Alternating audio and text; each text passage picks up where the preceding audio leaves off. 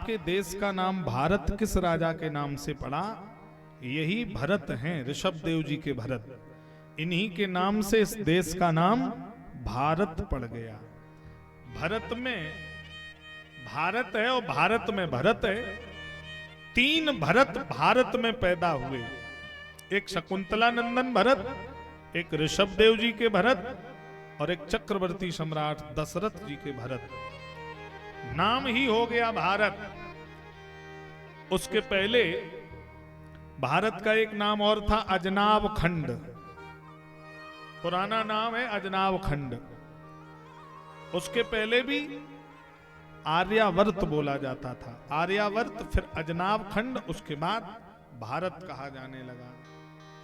फिर अंग्रेज आए तो अंग्रेजों ने इंडिया नाम कर दिया, जबकि इंडिया अंग्रेजों के द्वारा दिया नाम है। इंडिया हमारा मूल नाम नहीं है।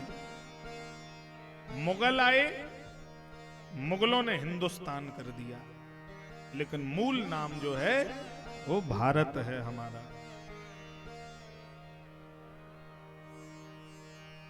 पूरे विश्व में ऐसा कोई देश नहीं है जैसा भारत देश है। सारे धर्म, सब मजहब एक साथ रह लेते हैं, और देशों में एक साथ ऐसे सब मजहब नहीं रह सकते। या तो सब इस्लामिक हो गए या सब क्रिश्चियन हो गए। सब धर्म, सब पंथ, सब मजहब भारत की भूमि पर पनपते हैं मेरे भाई। आप पश्चिम के देशों में जाएंगे तो लोग गोरे हैं, गोरे। देखने में लगता कि जैसे घड़ा सही टाइम पर पक नहीं पाया और जल्दी उठा लिया। आप दक्षिण के देशों में जाएंगे तो काले लोग हैं, काले। देख के लगता कि घड़ा बहुत ज्यादा पक गया, सही समय पे निकाल नहीं पाए। और आप जब भारत में आएंगे तो यहाँ का रंग, रूप और लंबाई देख के लगेगा कि घड़ा सही टेम्परेचर पर पकाया गया है। वो सुंदरता केवल भारत में है मेरे भाई। हाँ? वो भारत देश है मेरा, वो भारत देश है मेरा, वो भारत देश है मेरा, वो भारत देश है मेरा।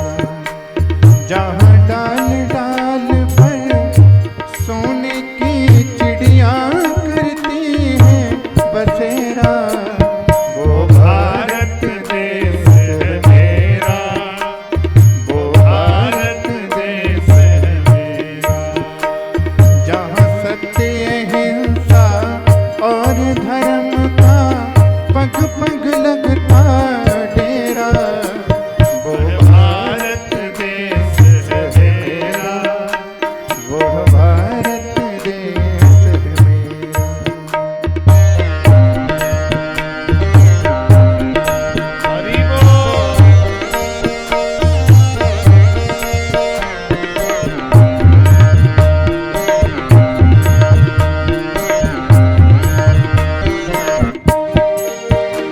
यह वो धरती जहाँ ऋषि मुनि जपते हरे नाम की माला।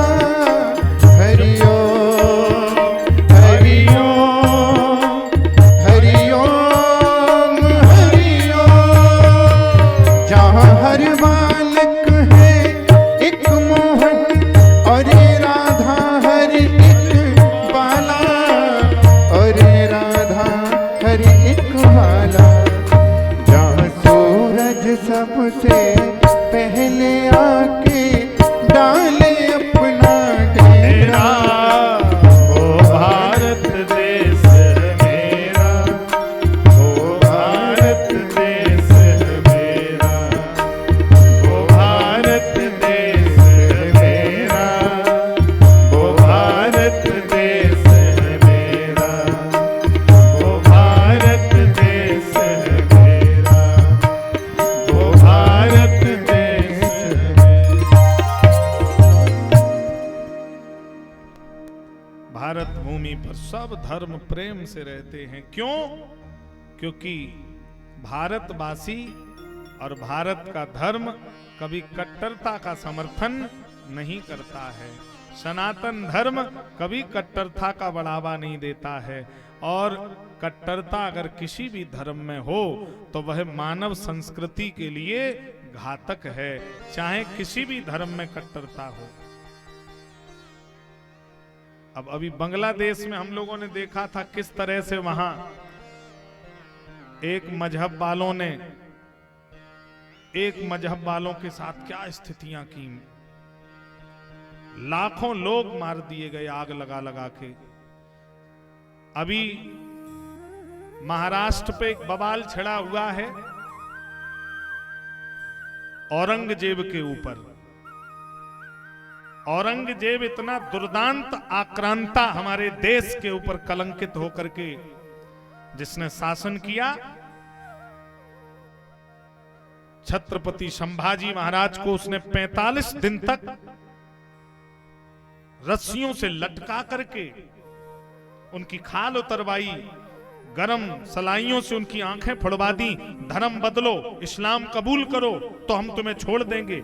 संभाजी ने कहा शरीर छोड़ दूंगा लेकिन धर्म नहीं छोड़ूंगा। कितनी यातनाएं दी लेकिन उन्होंने धर्म नहीं त्यागा, शरीर त्याग दिया। औरंगजेब, आज मैं बाणेश्वर मंदिर गया था दर्शन करने, बनीपारा में, बहुत प्राचीन मंदिर है, अद्भुत मंदिर। के बगल में देखना आप, टूटी हुई मूर्तियां ढेर सारी रखी हैं। मैंने इन बच्चों को बताया था, मैंने कहा इन मूर्तियां टूटी हुई का तुम्हें इतिहास मालूम है? नहीं। तो हमने कहा सुनो, ये हमारे पूर्वजों पे हुए अत्याचारों की गवाही दे रहे हैं ये पत्थर। उन दुर्दांत आक्रांताओं ने पत्थर की मूर्तियां इतनी बीभत्स तरीके से तोड़ी हैं, तो आप समझिए उस समय सनातनी, उस समय गैर मुस्लिमों पर कितना जुल्म ढाया गया होगा, किस तरह मानवीय संस्कृति को धरती पर कुचला गया होगा। उसका सबसे बड़ा उदाहरण अगर आज के समय भी संसार में किसी को देखना है तो सबसे बड़ा उदाहरण मानव जाति में हमारा बंजारा समाज है, जो आज भी पूरे देश को एक संदेश दे रहा है। बंजारों ने अपनी रियासतें छोड़ दी, अपनी संपत्तियां छोड़ दी, जमीनें छोड़ दी, लेकिन इस्लाम धर्म कबूल नहीं किया और अपने धर्म के लिए ठोकरें खाई, जंगलों में रहे, वनों में फल पत्तियां खाई, लेकिन अपने धर्म के साथ समझौता नहीं किया। ये वो समाज है जो आज कथा सुन रहा है। आप अपने पूर्वजों के इतिहास को सुनेंगे तो आप कहेंगे कि हाँ, हमारा पूर्वजों का क्या इतिहास है।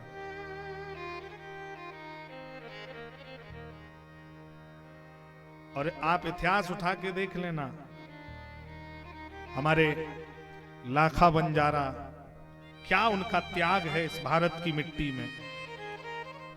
हमारे बंजारों,